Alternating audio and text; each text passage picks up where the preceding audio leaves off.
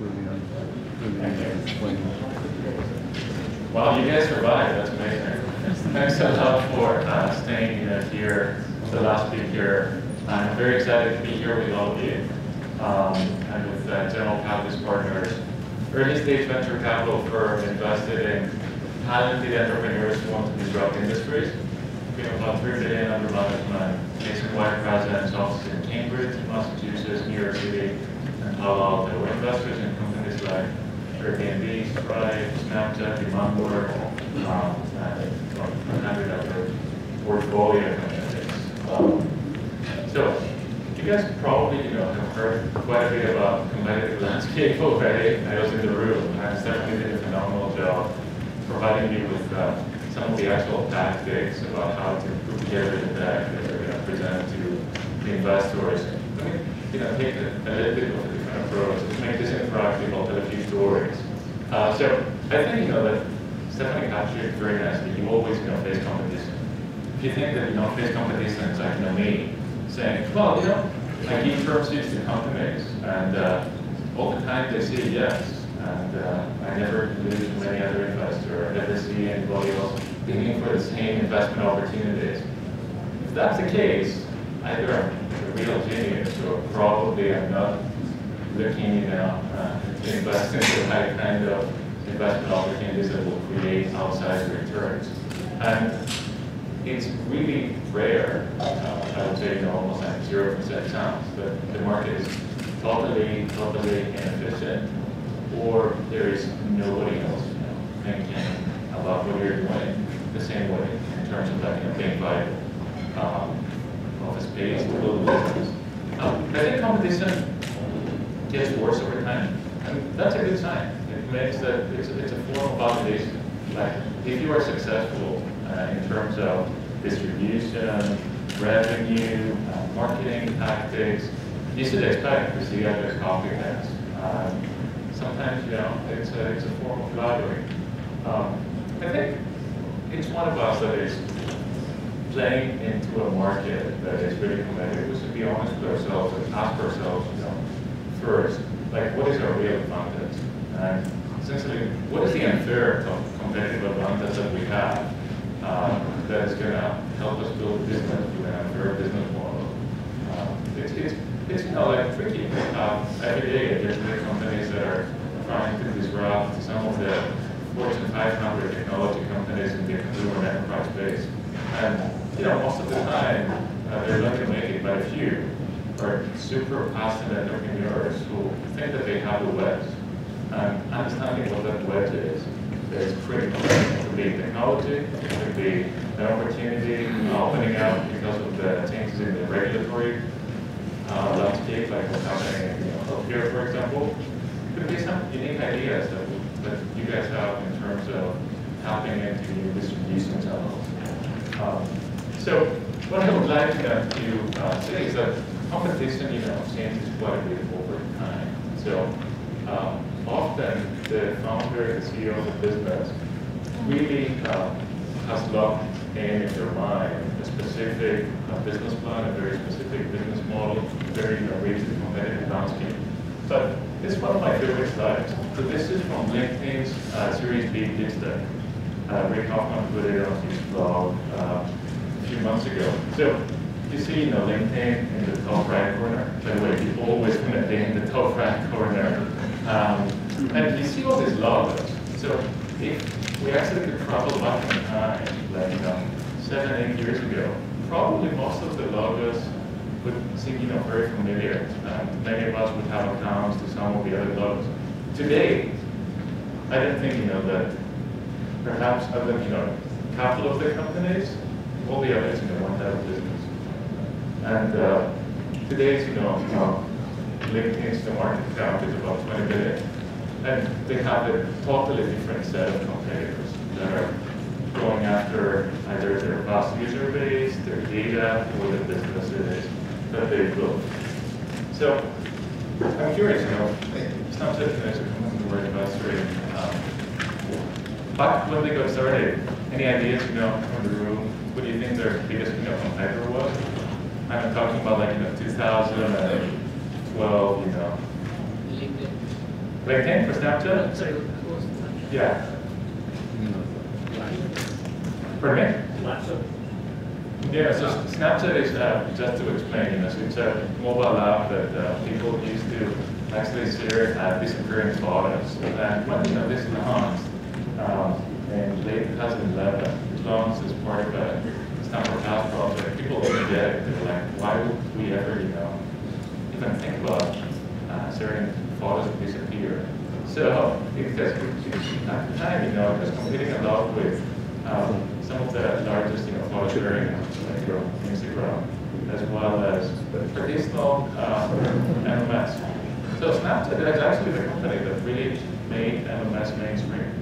And one of the reasons why, it's been so well successful is because of the technology adoption becoming mainstream, like smartphones with front-facing cameras. It's the selfies, revolution. Now today it's mainstream, but 2 years ago it wasn't really mainstream. So the fact that all the smartphones that now we carry in our pockets have front-facing cameras, these enable these guys to be wildly successful. At the time, they were competing with all the camera apps, and the unique advantage was that the camera that they had as part of their app was the fastest one global. And teenagers, especially teenage girls, really loved it. So here are some of the numbers, from 2013. Messages per day on the Snapchat platform. So pretty impressive, growth for just some 18 months old company. Airbnb. I don't know if you guys, have followed the Airbnb story, which is, one of the most fascinating ones here in San Francisco. So when the company got started, people were like, well, this company is competing with a non-profit country. And this is what all the students and other very low budget travelers are using. And this, perhaps was the case, but as the company started going after different potential customers who were using the platform to book rooms, the competitive landscape changed quite a bit. And today, Airbnb is the single company that is challenging and disrupting the hotel industry. So competition, changed very, very much over time for Airbnb and other platforms. Over 10 million nights pulled together in the platform. So let's talk a little bit about some go-to-market, ideas at a very high level. And Paul Brown and Y Combinator, probably you guys have seen that a lot of t-shirts of the YC rooms. Their team members were making something that people want. So a lot of the most successful companies have built products based on that premise. So ClassDojo is a company that is a behavioral management tool for teachers in K-12 to use in order to manage their classroom. So they essentially walk around with advice and they give points to incentivize right behaviors.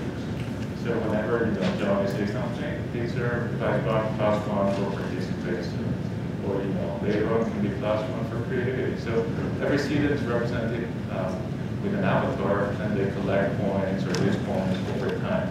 So believe it or not, this very, very simple idea really works in the classroom. And the ClassDojo founders, one of them was a teacher, also happened to work with McKinsey as a business analyst, really noticed that classroom management is one of the most frustrating experiences that teachers have. And it's actually a huge number of teachers, about 40% of them, of the new teachers, quit their job 3 years in because they cannot deal with the emotional stress of managing a classroom and being humiliated every day. So this was, the very first innovation of the ClassDojo project. The second one had to do with distribution. So traditionally, in the education technology market, all the big players had to invest tens of millions of dollars on building a sales force with nationwide presence to actually push products to the districts and states and school systems. These guys, one of the first teams that went directly after teachers. So So in today's market, where there is a massive consumerization of several verticals, teachers as well as learners have the ability to decide what kind of tools and content they respectively want to use. And today, this is our third school year. 1 out of every 3 teachers in the country has used Classroom. So the second mantra is that what my professor at Stanford used to say is, get out of the building and talk to all their customers. So Stripe is a great example of that. So the 2 founders, they're colleagues and brothers, they went to YC, but prior to that, again at YC they started a company, and they noticed that one of the biggest problems that themselves and others, mostly in the e-commerce space, that they had was like, how do I set credit cards online? And so when Stripe started, it was all about helping developers accept credit cards online. And those competitors we had in the room at the time, a company called Paycom, it took several weeks for the developer to actually integrate it with their store in order to accept credit card payments. So first 3 years of Stripe were all about building a massive developer outreach program and built a very, very simple product that in 5 minutes you just literally start seeing transactions on your site. So in your respective vertical, I'm sure that if you go and shadow the workflows of prospective customers and see how they're spending their time, how they're frustrated, there is always something that they're talking about. And they wish that it could be done in a different way, faster, cheaper, better. If you're spending time outside the building, probably you will figure that out.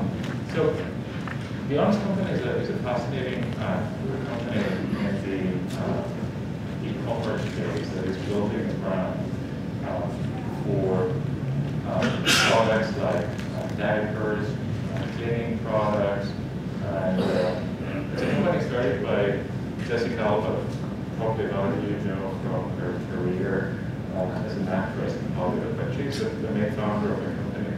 And she had a life-changing experience when she had her kids. And she found herself sourcing a lot of products from Australia and Europe that basically were non-toxic, were stylish, and she wanted her kids to use them because it was safe. So in e-commerce, one of the biggest challenges for all the companies is how to make sure that lifetime value of the customer is really significant and the cost of customer acquisition is really there. And both of these numbers change over time, and this is what determines whether you have a really viable e-commerce company or not so viable e-commerce company. So when Jessica and her partner started the Honest Company, they paid very, very close attention to building a brand that consumers really, really resonate.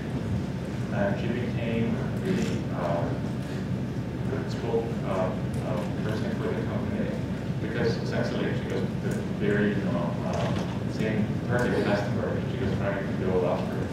And this helped the Honest Company over the first couple of years of its life literally added dollars on marketing.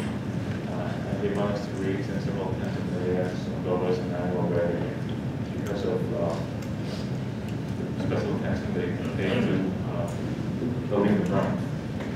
That's not a story for Snapchat. So back in 2012, I don't know if you guys remember, when a lot of people started talking about it, the press picked it up and they said, it's all about sexting. A lot of the teenagers actually use it to share nude photos. This was, from afar, one would say, hurtful for the company, but to an extent, this helped a lot of big awareness about the product. And all the insiders knew that over 70% of the users at the time were, women. Normally, when they become really sharing new thoughts, with other women. Also, back in 2012, Facebook launched a cool product, which was a direct copycat of what Snapchat was at the time. Again, this was perceived as a massive threat for the company, and people said Facebook is going to kill Snapchat. Honestly, this was the single best thing that ever happened to the company. The reason was help the team remain focused, recruit others, and create massive awareness to a mainstream audience about the company. In terms of allies, sometimes you might not even expect to see really great things occur to you from people in the ecosystem. So in the early days, all the Stanford students didn't really know what to use Snapchat, despite the fact that the two founders were from Stanford. But all the magic started happening because one of the founder's cousins, she was at high school in LA, and actually Evan's mom told her that my son loves the exam. And right before Christmas time in 2011, she started sharing it with her friends. So unexpected LA, this is where all the magic started at high school in LA. When it comes to acquiring the users and the customers, early on, you don't want to do a lot of paid user and customer acquisition. And the reason is that you tend to either go after channels that may not be the right ones, and you may end up actually grabbing the attention of people that are not the right early adopters for your user base and customer base. So earned media can be very, very helpful. And at the end, a lot of the tech journalists and bloggers are out there, they're looking for stories. So if you have a differentiated product, a really unique story, they would love to cover that. And this helps a lot. This helps a lot with recruiting, with the team's morale. It helps a lot with fundraising. So a lot of us investors or we tend to read the same journals that you are reading. And if we see a lot of signals about a company, probably we'll pay more attention. In certain instances, it helps a lot with acquiring early adopters or reinforcing the morale of the early adopters that have already signed up for your product.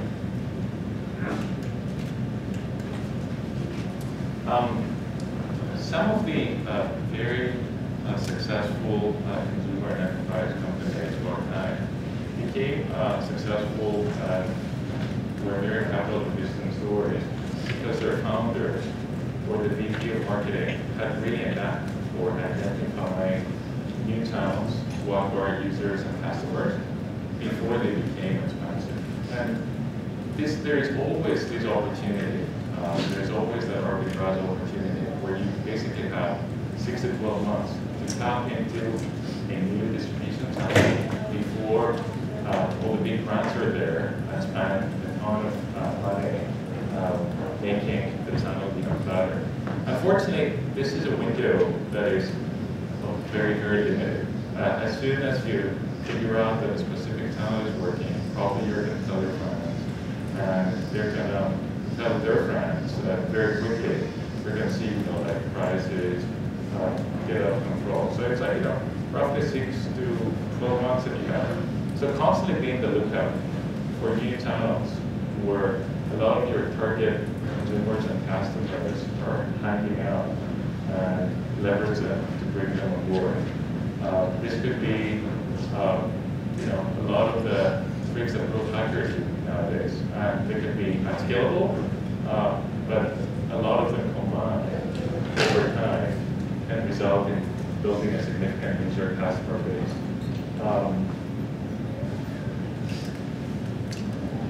So, some free advice that you didn't pay anything for, so I don't know how much it's worth this.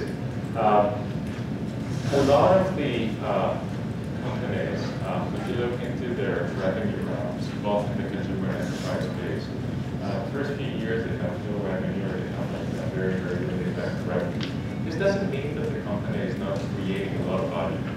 Companies create value, but they don't capture any value. So a lot of storage companies, for example, first 3-4 years, they just spend all their time building the team, building the product, and then you see a revenue round that goes into the tens of millions, in a matter of a couple of years. So early on, it's critically important to invest in building the capabilities, building all the enablers that will help you later on see massive explosion in your revenue or profitability. A lot of the founders that I meet have this belief that they should break even very soon. I understand where this is coming from, because a lot of the Silicon Valley-based founders, to go out and raise funding, it's a frustrating experience most of the times. When you have money in the bank, you know that you have 6, 12, 15 months left, and basically that's all the time that you have for your business. And then you have to go out there fundraising again, make amounts of promises. It's really hard. But focusing on breaking even doesn't mean that it's going to help you build the foundations of a phenomenal company. Because in most sectors, if you break even, this doesn't mean that investors, when you go out and pitch them, oh my God, that's a great business, even though the economics seem to make sense. If we invest here, then all this capital is going to go to growth. It's really, rarely the case when this happens. A lot of people in the gaming sector believe that if we can ensure that our game doesn't lose money, but make a little bit of money, then tons of dollars from VCs are going to follow us in order to market the game.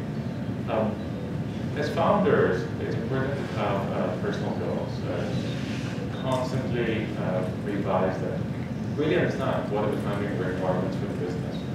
And this changes over time. But the moment that you go and take somebody else's money, this is not free capital, unless it's a government grant or it's customers, my revenue, the best source of capital out there.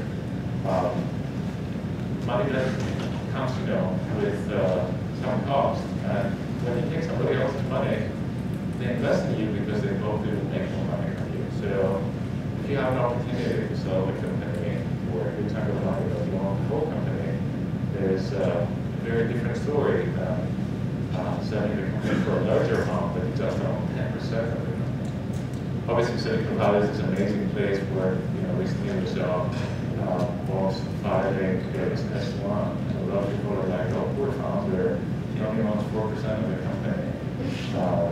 It's amazing, for me to see that a 28-year-old founder is going to be worth the stock market continues to be strong. Hundreds of millions of dollars. People here, feel sorry for him. It's pretty exciting. Also, have an understanding of your exit expectations. It's obviously important to say to everybody in your team and everybody else that you meet that you're in this for the long run. But is it really the case? How does it fit in your broader theory about how you want to spend your life? And always think about inflection points.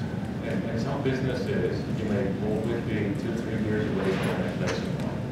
And even the conditions in the market today, where the M&A activity is very, very high, would it make sense? Or if you want to walk through the desert over the next 2 to 3 years to get to a new successful Series B, Series C fundraising.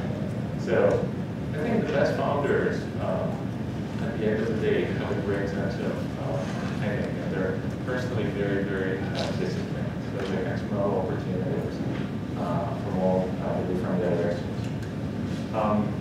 So here are a few ideas, that I would like you to take with you when you leave the room. So iterating all the time. The business that you are going out for to build is going to be very different if you years later. Very, very different when it comes to potential customers, potential team members that you may have, potential competitors. So the business plan is good enough for a month. After that, probably you'll have to revise it. Every business is really different. Here in Silicon Valley, we get obsessed with learning more from the success stories of all the founders that are celebrated. Probably it's better to learn from the failures, because success, even if you replicate it, the dividends from that success are not going to be the same. Failures, often you can make the same mistakes again and again and again. So there is something to be said for them. In the world where we live today, simply having a great product is not enough. A lot of the companies today are founded by engineers and designers who have a knack for building and designing beautiful products that really fit the workflow nicely. But a lot of the secret sauce is in the distribution, is in telling the story, is in coming up with an unfair business model. The other one is, all of us wear the hat of an advisor or an expert, and people are just to putting together an advisory board. Probably these people, are advisors, experts, investors for a good reason. But at the end of the day, the best judge and the one that matters the most is the market and the customers. And that's easy to forget, especially in this world where blockbusters are good at creating a reality distortion. Then the last point that I'd like to stress out is, it's one of my favorite charts. And program for YC, putting out together, have a deep understanding of what growth really means. And this could be revenue, this could be user base. And if your company, at least early on, is not growing at a much, much higher rate than the bigger players in this space, probably it's not going to be a venture-backable business in its current form, and it's not going to be a massive success story in its current form. So this is how the numbers look like. 1% weekly growth is just 1.7x annual rate. All the companies that are going through YC, they want to have 20 to 30% weekly growth in the 4 to 6 weeks after they launch the product. They're still through the product, through the program. So investors will attend demo day, get really excited when they see that chart, and in their mind, they can do some forward projections and see potentially how valuable these businesses can be. So with that, I'd like to open it up for Q&A. Thank you all for the attention.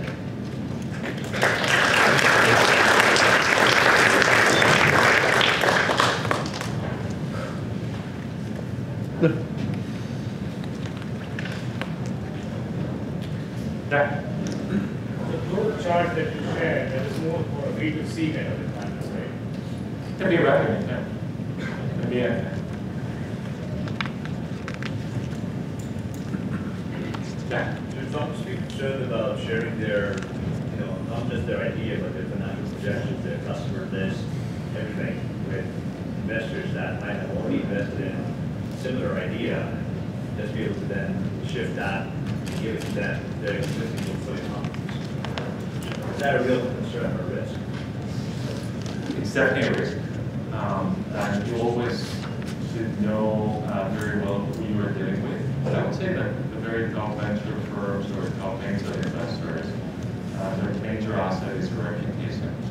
And they don't want to, take a risk. They don't even want anybody to remotely think that whatever we're going to discuss about, 5 minutes later, we're going to share it with a portfolio company or somebody else in order to talk with that expert. So stories like that have definitely occurred, and are horror stories. And whenever it happens, it's great. But the very best investors normally, that's my expectation at the very least, to keep it strictly confidential. You should know a little bit more about the style of the angel investor or the venture capital firm that you're talking to. Some companies, some firms have policy to invest in directly competitive businesses. Some others invest in multiple companies in the same broader space. In most instances, I think investors want to have on day one 2 companies doing exactly the same thing in the same sector.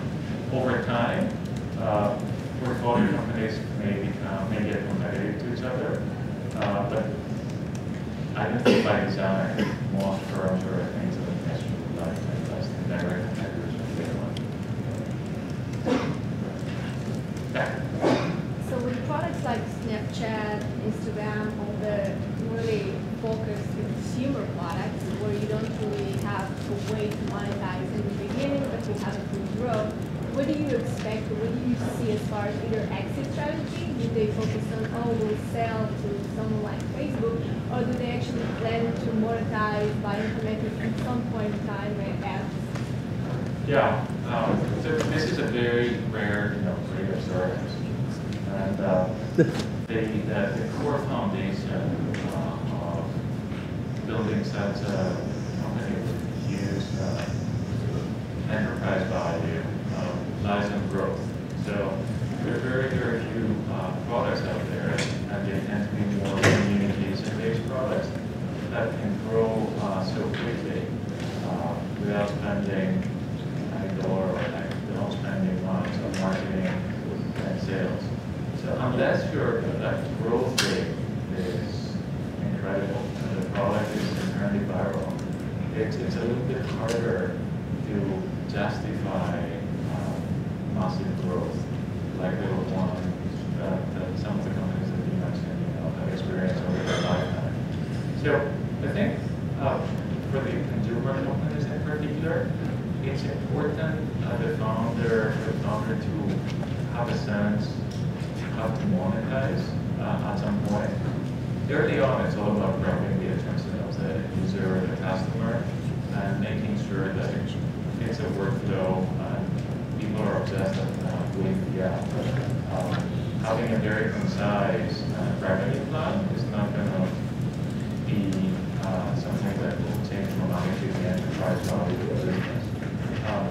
In terms of seeing an exit, you always put things in context. And some of these companies today are extremely valuable, not because of the businesses that they built, but because of the strategic value that they have in relation to all the other bigger players in the space. So some of the bigger consumer companies probably have a harder time to make the transition to where the world has moved mobile, or the world's attention and needs have shifted a little bit and their products are not fully in place yet. So the company can become very, very valuable because the big strategics in the space, the incumbents, have a lot to lose. And this is the case in several, unicorn companies today, and that's why we're seeing some massive exits like WhatsApp getting acquired by Facebook. Consumers are voting, they want to text each other all the time, and that's definitely the case overseas. Facebook was really keen on owning each one of us at that time. So it sounds like you count on acquisition. Sometimes you can count on acquisition. It depends on how early you are in the company's life. And if you can have access to cheap capital and you're growing very fast, essentially buying more time for yourself. Some of these companies, I think they can go found businesses. Of course, the founders have to constantly scale themselves. And that's very, very hard. But it happens. With Facebook, we have the same graph, competitive landscape graph that was made Facebook guys in 2004. It was very different than what it is today. So it happens once in a while. Just, Yeah, on your slide, acquiring user customers, refer spend that money improving your product / dating life. What does the phrase dating life mean? yeah, so what I meant, excuse me for that. I mean, going out with a girl or what? I mean, that's what it sounds so to it me. means like it's better to spend money on improving the product or improving your social life, rather than spending, like money on acquiring users and customers earlier. Like paying for hookers, or I mean, I don't understand. Dating life. Are you referring personal life? Personal. That's it. Yeah. Okay.